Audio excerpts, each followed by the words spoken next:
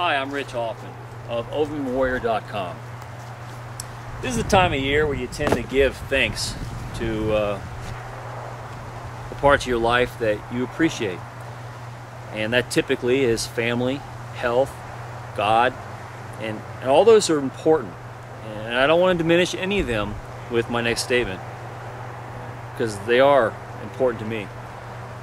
But if I really had to dig deep and consider the impact of certain things and that I am thankful for, I would have to say that Glenn Beck and the work he's done in 2010 is what I'm most thankful for. And that may sound like an audacious statement, but from what I've learned in 2010, what he's exposed, what he did, the hard work to bring out with the various enterprises that he's created, and then use that money to do the reporting that the media has not done, I am very thankful. And I am particularly thankful that he has exposed Mr. George Soros.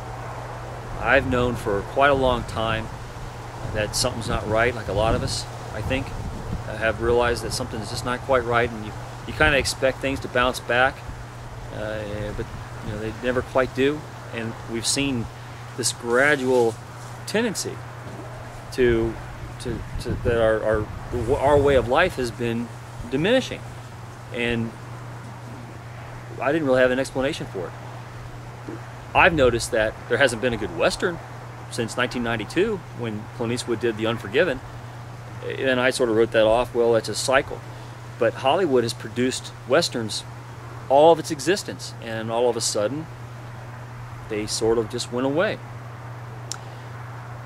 And that's strange, because the American cowboy is a symbol of rugged individualism, and it is as important to American culture as the samurai is to the Japanese culture. So if you don't have the cowboy, what does America have as symbols? And what Beck has done is shown how people like George Soros have wanted to take away the symbols of what America is, so you forget what you're all about, and then you can institute new ideologies to replace them. He made a lot of comments about the Communist Manifesto, which I think is a ridiculously simple book intellectually. I don't see them as holding a candle to the Federalist Papers. This stuff works. In fact, he made billions of dollars off this concept from Alexander Hamilton. But I enjoy this even better. The Anti-Federalist Papers. This is basically two books of opposing views of how much involvement the government was supposed to have in the foundation of the country. Good stuff. Thick too, and larger than the Communist Manifesto. I think that people tend to not like to do the work of reading all this stuff, so they just read the one book, the Communist Manifesto, from Engels and Karl Marx, and really, it's in my opinion, it's pretty lazy, because these are far better. But this is something I'm surprised that even naturalists don't take to, is John Locke, the Second Treatise of Government. Jefferson loved John Locke. And this is, to me, this towers intellectually over the book Utopia and books like the Communist Manifesto. It's almost laughable, actually, that so many dictators take to Marx, because I guess they don't like to read a lot. But this is really good stuff. It makes you wonder how Soros could say things like that, but he's not the only one. He's not the only key ingredient. But because he's amassed so much wealth, and there are so many people in the world that want the money he has and have shown that they're willing to do whatever it takes to get it, that makes him dangerous. And Beck is the only one that's exposed it. There hasn't been anybody else. So yes, I'm very thankful. Beck has done a good job of showing how the political path goes, and to some extent the media, and he's focused sort of on the news media. But in my own investigation, because I'm interested in entertainment, you wonder how the Hollywood left became so left. And it's because a lot of those people that work in the industry are willing to do whatever it takes to bankroll their projects, and they need people like George Soros to put money their way. And they'll take on any ideology, just like an actor will love anybody on the screen. They'll also do the same thing in real life. Whoever has the money is going to get their obedience, and they'll wear a Che shirt or whatever, as long as they can get funding for the studio that's employing them. And if you don't believe me, George Soros has directly financed a few documentaries, and he's actually put a lot of money into the Sundance Institute, which is Robert Redford's group, for the Sundance Film Festival. And if you know anything about Hollywood, Hollywood takes its marks. It watches very closely how things do at the Sundance Film Festival, and then will greenlight projects that they think are similar to things that have done well there at that film festival. And it's a pretty big deal. And Soros is right involved with all that. So to say, when I saw Jon Stewart the other night making fun of Glenn Beck and saying, how can one silly old man control so much? It's really pretty naive. And I felt sorry, actually, for Jon Stewart and a lot of people who were laughing in the audience. Because it is funny the way he put it.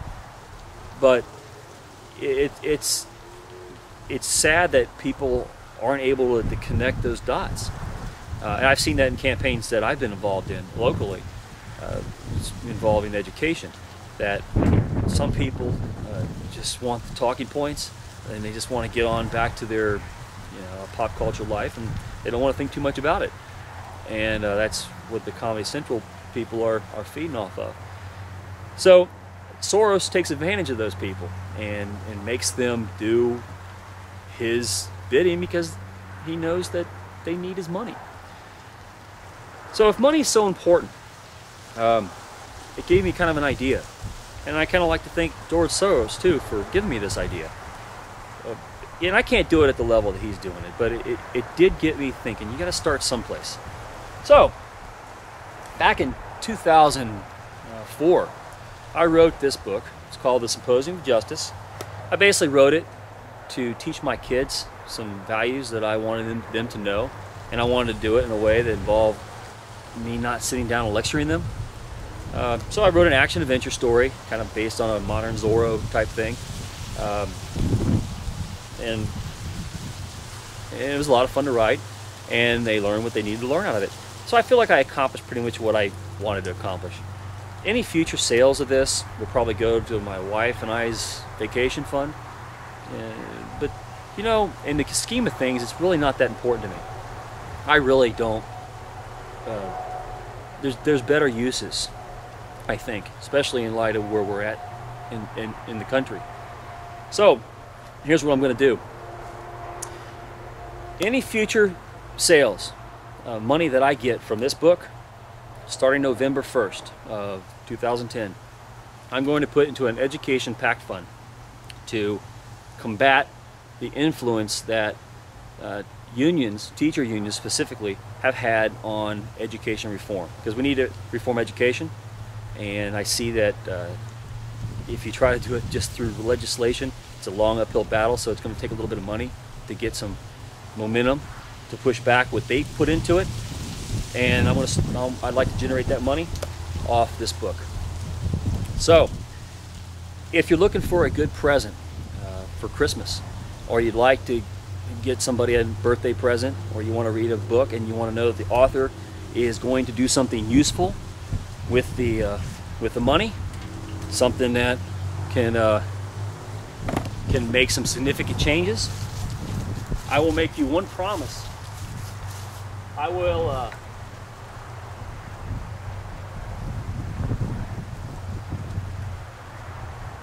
promise